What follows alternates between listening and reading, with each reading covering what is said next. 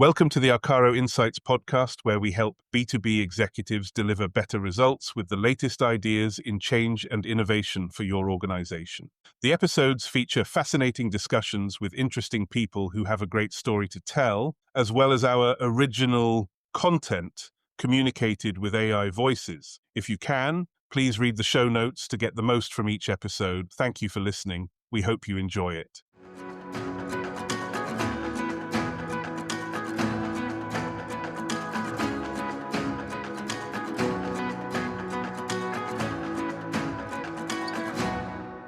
The teams that started with lower clarity, but then gained it by the halfway point.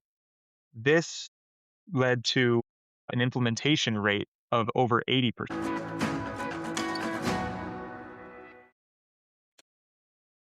Welcome back to Arcaro Insights. I'm Mark Blackwell, and this is the podcast where we help business executives thrive in a complex, adaptive world. Now, there's a legendary quote that you've probably heard of, said to be attributed to Albert Einstein, and it goes along the lines of, if you had an hour to solve a problem, I'd spend 55 minutes defining the problem and 5 minutes solving it.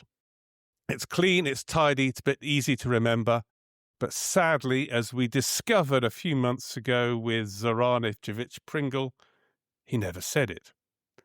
But there is something that he and Leopold Infalt did actually write in 1938, which may actually be even more insightful. They wrote, "The formulation of a problem is often more essential than its solution, which may be merely a matter of mathematical or experimental skill. To raise new questions, new possibilities, to regard old problems from a new angle requires creative imagination." Note the shift. Einstein wasn't advocating for a rigid linear timeline, like focus for 55 minutes and move on. What he was focusing on is that the formulation of a problem is an act of creative imagination. This is an issue close to the heart and work of our guest today, Dr. Johnathan Cromwell.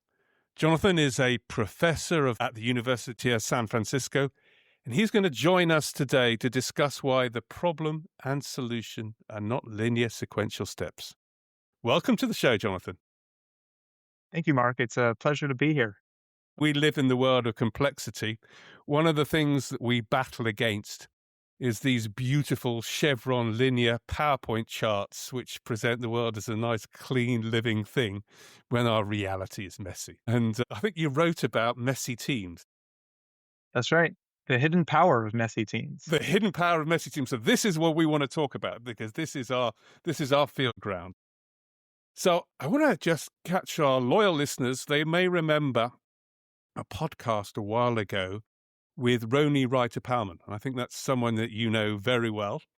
Mm-hmm. And she, first of all, brought us to the insight that teams that spend approximately half their time, if not more, thinking about the problem, come up with more creative solutions than those that don't. So would you agree with that statement? Yes. Short answer, yes. I have a longer answer, but I'll wait for the right opportunity to elaborate. Yeah, so the fundamental premise of Roni holds true, but I think you discovered in your working with messy teams, there's a little nuance on that. So maybe you want to go back and tell me how you did the work and what you discovered. Sure. And I want to also highlight that a lot of the existing approaches, particularly in the academic literature at least, will present these sequential steps, and you described them as the chevron boxes that link very nicely together. And while these steps are often summarized or depicted in a linear fashion, there's a pretty open acceptance and an acknowledgement among almost any scholar that you'll talk to that it is indeed highly dynamic and iterative. So if we take the dynamic component as a given, and it's not necessarily a sequence of first define the problem and then solve it. What the study that you're referring to was looking at was not so much the sequencing of the problem versus solving, but which component or which side of that process is taking the lead. So if you imagine a dance, one partner in the dance is leading and the other one is responding. And when you're doing problem solving, either the problem or the solution can take the lead in shaping the other and directing what the other, where you might take the other, or what you might view or be able to think of on the other side of that process. So the traditional problem solving process tends to assume that the problem leads. And that's, I think, also reflective in the quote, the misattributed and accurately attributed quote of Einstein are often placing more weight and emphasis on the problem is the most important and it should be really understood to help shape the solution. And I think a lot of Roni's work also has that. She was one of the first really scholars to go really deep on the problem construction side of the process. And so she has laid a lot of really important foundational work there. And her work, along with others, have tended to continue championing the problem as the leading side of the solving. Hmm. So that is the assumption that was being tested in this new study was, is it always the case? And for example, there are many times when the solution actually leads and shapes the problem. And anybody who has been first encountering AI and trying to figure out, oh, this is a pretty useful tool. I wonder how it can be applied to my work or applied to my life. Or and you play around with it, you tinker with it, and you say, oh, it gives like really interesting insights. Or, oh, I've never had a chatting partner on this topic that I've always been really interested in. Or I can drive in the car and have a verbal conversationalist in ways that's a lot more engaging than a podcast, for example, except for this one, obviously. And so what we looked at in that study is, well, how does the problem shape over time? And then what's influencing the shape of the problem?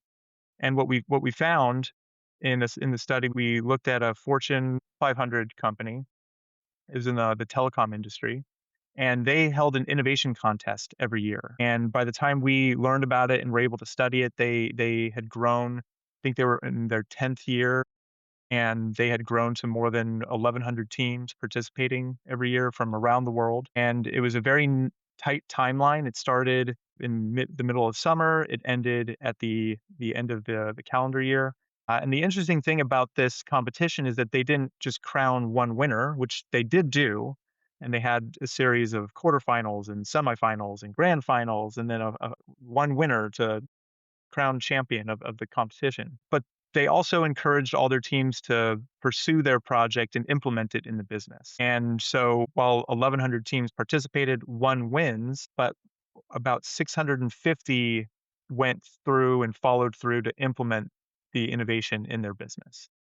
So that gives us a nice study, because if you just study the winner, you miss out on all sorts of interesting effects, and you can have selection bias and all the, so you don't know what happened to the failures, or so this competition allowed us to look at the full scope of all the competitors, and were they able to achieve this really important milestone of innovation, which is actual implementation. They're not only coming up with the idea, but they're actually getting it to have real impact in the business. So we looked at that outcome, and we also looked at how the problem evolved over time from relatively lower clarity to higher clarity. And just as examples, one of the items that we use to measure the goals to be accomplished are relatively clear. So okay, so that kind of gives you a sense of it's on topic with the Mm. problem. We also measured how much exploring or divergent thinking took place among the teams, and also how much convergent thinking, where they're trying to choose and select and narrow their Hmm. focus onto a range of ideas. So we looked at all these measures, and we looked at 2 points in time at the very beginning of the competition and at the exact midpoint of the competition. And what the main finding, the big finding that gets the headlines, is that the teams that started with a very clear problem and maintained that clarity throughout the project. This is typically the most valuable thing you can do in an innovation team, is that you all develop a clear shared understanding of the problem. You know what the goals are, which then allows you to coordinate and organize your divergent efforts towards that shared goal.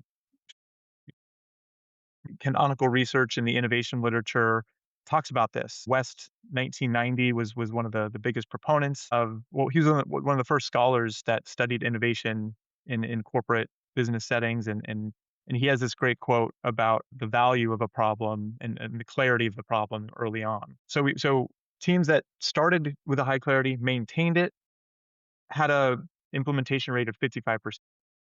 The contrast were teams that started with very little clarity and more ambiguity, which, according to the literature, is a really bad recipe for team innovation because you need that shared awareness and shared goal. But nevertheless, the teams that started with lower clarity but then gained it by the halfway point, this led to an implementation rate of over 80%. And so this jump in performance leaves a big question. Well, why are teams that are clearer about what their goals are? Why are they less successful at actually delivering the results? Okay, so I'm going to be the contrarians. There is clearly in the commercial world a love of linear chevron systems. If you're the manager of a portfolio of innovation projects, you know that you can't fund everything. You've got to have a disciplined approach of killing projects early to enable the good ones to survive.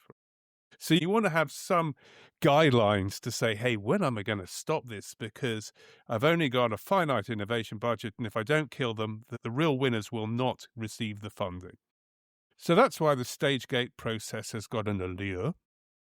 It's got an allure to say, hey, well, there are three fundamental questions at the front end of innovation.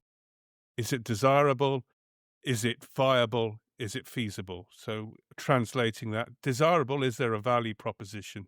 Do customers want this? Yes, no. Is it viable? Could I make money out of it in my business? Maybe someone else could, but can I make money out of this idea? And is it feasible? Can we actually develop a prototype? Is this going to work and make sense? And you want to answer those hurdles pretty quickly. But for my first listening to what you're saying is actually you're making that first step even harder for a manager of a portfolio of projects to answer the question. I would not say. I would say no. There's a version of it where it might be harder. There's a version of it that makes it easier, I think, because the end point or midpoint of all these innovations is to get to a cohesive match between problem and solution. And that state is what you are looking for the signal in a stage gate process, is that you want to make sure that your solution is solving a problem that matters and that it's viable, feasible, desirable, all those criteria you mentioned. The recommendation, I suppose, or the implication is that if you're on one of those team projects, that you're more comfortable, that you accept that ambiguity as not necessarily a problem or an issue that is going to undermine success, but you embrace that ambiguity and you allow that to what that gives you is it gives you more degrees of freedom during the search for that match between problem and solution. So if you anchor down the problem early, that might look like you have shared goals, that you are able to achieve milestones and make progress toward those shared goals. When you have a clearly defined problem, it's easier to evaluate what ideas are better or worse. You can feel yourself making progress towards it, but you may not necessarily find a solution. And so if you constrain the problem and only explore solutions, then you're missing out on degrees of freedom if you're trying to find a match between those two things. So you can also embrace the constraint of the solution.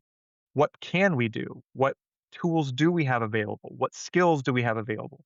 How can we combine these various skills and tools and components into new things? Constrain yourself there, but be more open on how do we apply those potential solutions to different market categories, to different target customer needs.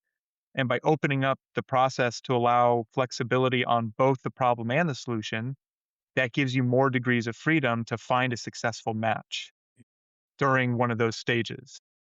So in preparation for a future podcast, I was reading a book by David Hurst, who's a future guest. And I think he proved your theory. He gave a lovely case study.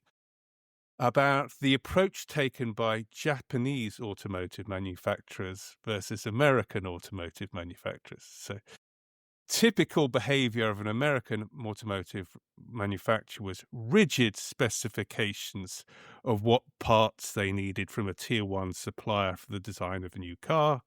Let's think of something like a bumper length, for example, or something, something rigid, and say the car is going to be exactly this long, so this metal has to form within this narrow specification. Whereas the Japanese automotive would go to their close partner, tier one suppliers, and say, well, here are some rough boundaries by which you're going to be constrained by. We want to seek the optimal solution within those rough boundaries. And that seemed to be a beautiful demonstration of your point, that you get a better result if you're not too constrained too early in the process and you can live with ambiguity. Yeah, yeah. I sounds like a great example. I might have So to borrow it for my I'll courses. send you more information on this, but it was most businesses like Bosch, they're famous for this. They give teams $100,000 or so, or they give, which is equates into a certain amount of time to spend that $100,000, and they've got to make a go, no go decision by then. So you're saying that if you haven't really finalized your problem definition by 50%, that's the optimum time from your work, as I understood the work. So that sort of helps square the circle that we're facing. How do I manage the tension of managing a portfolio of front-end innovation projects, but also allow the flexibility? That was one thing that came to me. Yes, there's 3 main phases, and this is based on some teams research that was first developed in the early '90s that we built our theory on, is that this, concept of a midpoint transition is a super important time in any team project as well as innovation projects, and it's been shown as just a natural phenomenon, whether it's a 1-hour project or a 1-year long project. There's a natural tendency for teams at the midpoint, or give or take 10%, to naturally reflect on what they've done and then start planning towards the future, which is you realize, oh, I have a deadline. We gotta get things into gear. And so if you miss this midpoint transition, if you float through the midpoint of a project and you haven't found that coherent match of problem and solution, that should be an alarm bell. And it might naturally arise anyways, that your team members might raise the alarm early, but what your job as the leader is to facilitate that, is to understand that this is a natural process, a natural dynamic, and not to panic, and to help others not panic and guide the process from phase one, which is relatively open-ended exploration, to the convergent phase of let's find out what we're really gonna deliver by the end, by our deadline. And then when you get to that point, phase two, the end of the project is really about execution and coordination and working in that really cohesive team where everyone is doing their part and contributing, and it's feeling like a synchronous experience. So did you sort of double click and do any sort of root cause analysis in what was going on? Yeah, for sure. So that was the question was, well, why is it that teams that are clearer at the beginning struggling to implement their projects by the end? And so we talked about one of those mechanisms was the flexibility that you have on an innovation project. More flexibility, more degrees of freedom on the problem and the solution just allows you and the team to find a successful match that you can actually achieve. And then the other mechanism that we looked at, and the empirical data we have for that, is showing that teams that did early divergence, so they were lower on the problem, but higher on divergent exploration of ideas, it had a weak effect, but significant effect on whether that they were able to successfully find a clear problem to focus on. So early divergence, so this is the early solving, is shaping the problem, is shaping the ability to clarify the problem. So that's where things flip in the traditional script of the dance between problems and solutions. The second stronger finding was that the convergent process later was a very powerful predictor in the growth of clarity. And so as you evaluate, let's say you have 5 or 6 different ideas and you're trying to say what as a team, you're saying, we can only do one of these things. Which one do we do? And the natural evaluation, oh, I like idea A because it seems more profitable and the target users, they're more ready to adopt. But option B maybe has higher long-term potential. And so you start uncovering these different criteria. And that process forces teams to identify what their priorities are and ultimately make a decision where they all have a stronger shared understanding about what the goals actually, what the job to be done actually is. So that mechanism of early divergence, later convergence, even though the problem isn't known, can be a mechanism to find the problem. Yeah. Well, as I was reading, there's two ideas that struck me, only to understand, and I want to test them if they have any validity at all. So you mentioned jobs to be done. One of those theories that, as all of these theories, look beautifully simple, but the application is much harder than you realize if you do it properly. And a true job to be done should be timeless, independent of solution, and independent of time in consequence. For our listeners, the often told simple example of this is Henry Ford, when he said, if I told people what they wanted, they would have a faster horse, when, the solution was really a car. And if we translate that into jobs to be done thinking, the real job to be done is move from A to B, which is independent of solution. But for goodness sake, you can understand why people think the problem to be solved is finding a faster horse. And so I wonder how much of it was that sort of discipline in the problem framing in the beginning. Unfortunately, we don't. I don't Yeah. know. Yeah. If I'm gonna play devil's advocate back at you, Yeah. uh, I the horse versus the point A to point B. I think what jobs to be done facilitates is it gets you to the core reason why you want to do what you think you want to do.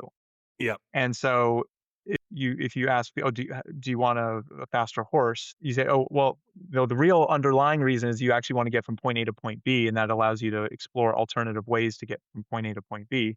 But you might ask another question below that is, well, why do you want to get from point A to point B? And it could be because there's a lot of different reasons why, Yep. and in the specific reason why can the potential solution space.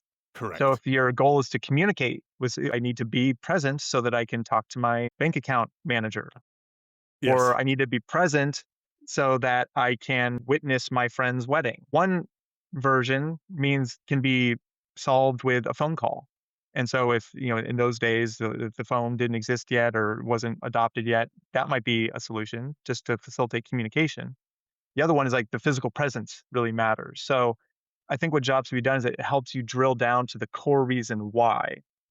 I don't know that all real true jobs to be done are timeless. I would imagine that the as technology evolves and as we have new experiences and new capabilities, the nature of problems at their core, at least the core of what they need to be an effective innovation in a jobs to be done framework, that probably changes over time as well. Like our needs today are just fundamentally different than they were 5 years ago. And they were fundamentally different than they were 15 years ago.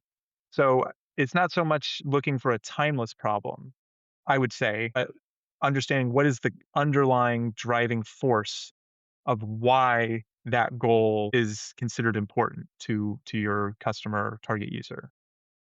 Totally with you on the 5 whys approach.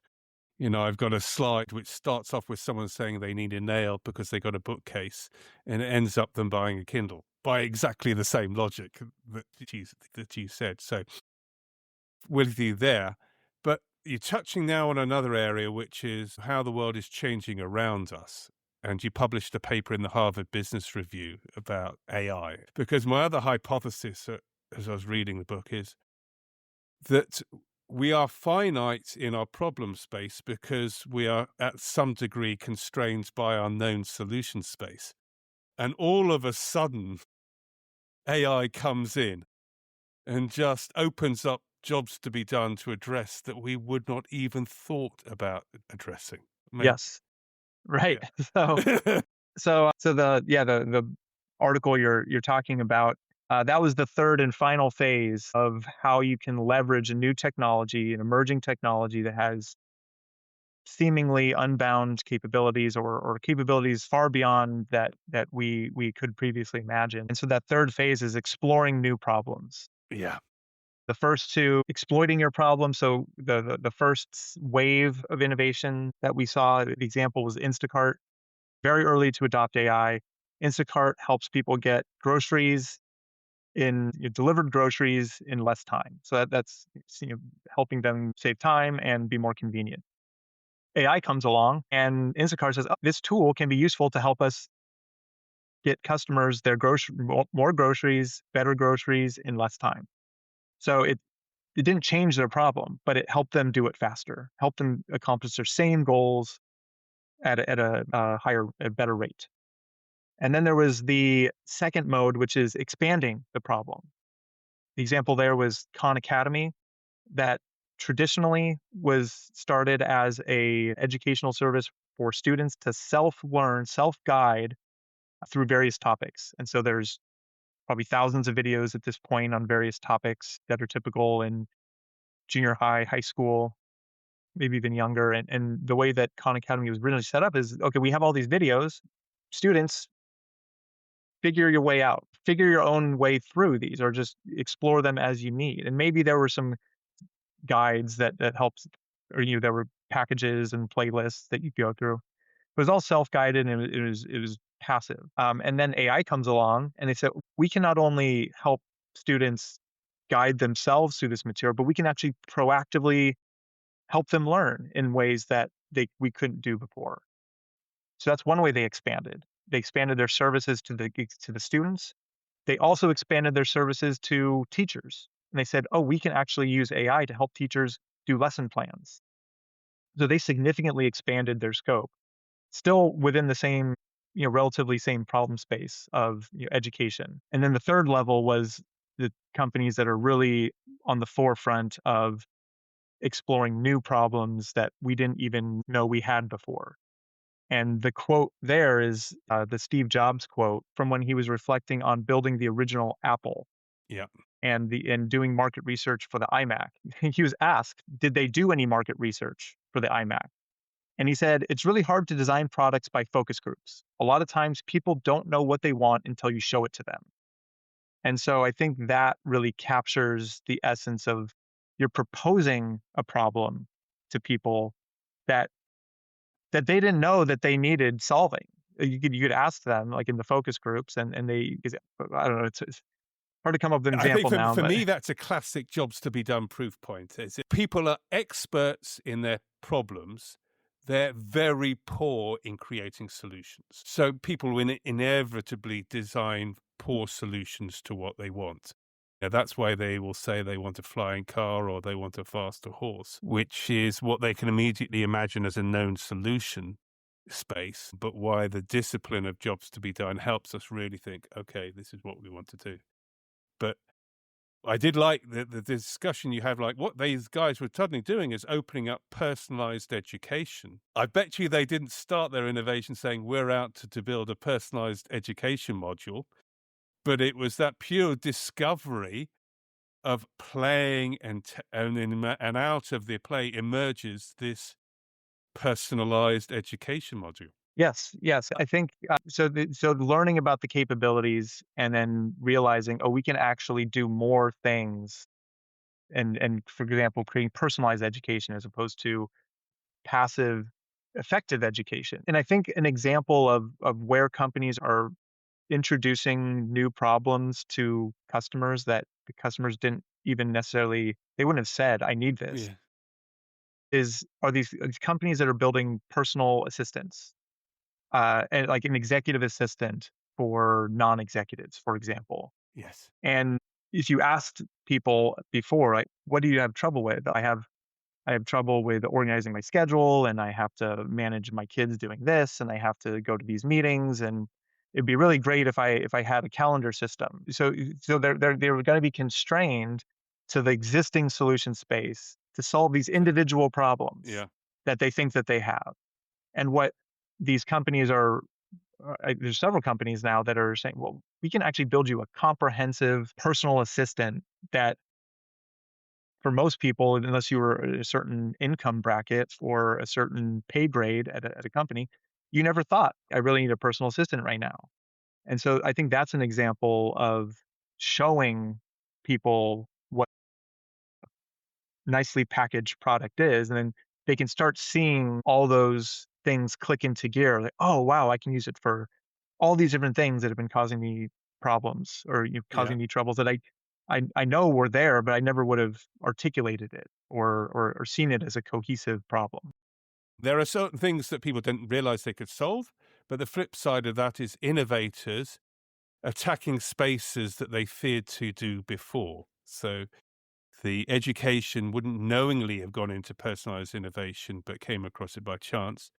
The learning I'm getting from this is we should break some of the rules about solution thinking and start playing with some of these new technologies because they might expose ourselves to problems that we feared that we couldn't even tackle.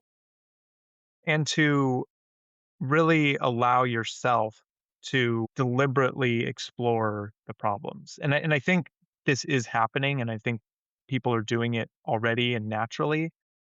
But what they may be struggling with it because it's a different skill set. It's a different mental skill set. And I do have other research showing that this is a distinctive mental process, and people tend to struggle with it more compared to more traditional divergent processing where you know what the problem is and you're just trying to come up with many different ways to solve it. That tends to be about 30% easier for people than this new mode of problem solving, this alternative mode of problem solving where you're trying to infer problems from something that's more concrete and tangible. So to wrap up, we have the classic closing question. You have the vice president of innovation sitting next to you, and what should he do differently on Monday morning after this conversation? Vice president of innovation, what do you do Vice president of differently? innovation in Yeah. a large company. Hmm. He's got pressure from his boss saying, "Where's my return on investment?" And he's got a lot of projects, all of which have high uncertainty because that's what they are at the front end of innovation. What should he do differently than he's been doing before? I would say that he absolutely needs to encourage and be accommodating to projects that have not figured out the core job to be done yet, and to allow to create a new set of metrics at a different set of time at a different time point in the process to evaluate whether a project has the true potential to go the distance, and not only just go the distance, but be high return on investment, a breakthrough product in their catalog. And the key distinctions would be looking at the relative timelines of those projects and the relative clarity of the problem, and not dismissing projects that don't have a clear problem yet. That's not the only barometer of future potential success that should be looking at. Thank you very much. Now, where can people find out more about your work? And maybe what are you looking at the future? The best place to stay up to date on my work would be LinkedIn, so you can connect with me there, and I post all my studies. I try to put them into terms that are easily understandable on there. Future work I'm looking at is to dive deeper into the nature and structure of problems and how they shape our perceptions of solutions. And so while the process of coming up with problems may not be linear, the way that you communicate a project is almost always prescribed to be a linear. Just find the problem, set up the tension. Here's a solution that solves the tension. So you tell a story with it. So we're looking at the structure of those problem statements, and can they systematically help people feel like the solution overall or the concept overall is more attractive. And then also looking at you leveraging AI as a research tool. So doing the emergent thinking process that we've been talking about for a lot of today, can this be leveraged for research purposes in new and valuable ways, particularly with psychological and experimental designs? Yes, that would be a topic I would love to explore. Listeners, circle back to where we were a few months ago with Scott Burleson on this. We were coming up with the thinking that AI is great at coming up with jobs to be done listings, but prioritizing importance and satisfaction, that's an innate human thing on the convergent phase of the activity because we're not as rational as we often think we are. So I would love to know what you come up with on that. It would be fascinating. So please come back, Johnathan, when you can. Well, is whenever you'll have me, I'll be happy to join. Brilliant. Thank you very much, Johnathan. You have a wonderful day. Very kind, and thank you for being on Thank the you. show. Bye-bye. Thank you, Mark. Bye. Bye-bye.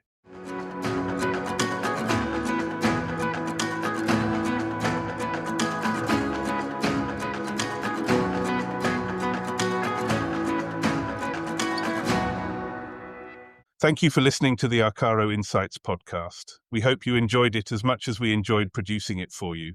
If you have not done so already, please do subscribe with your favorite podcast provider.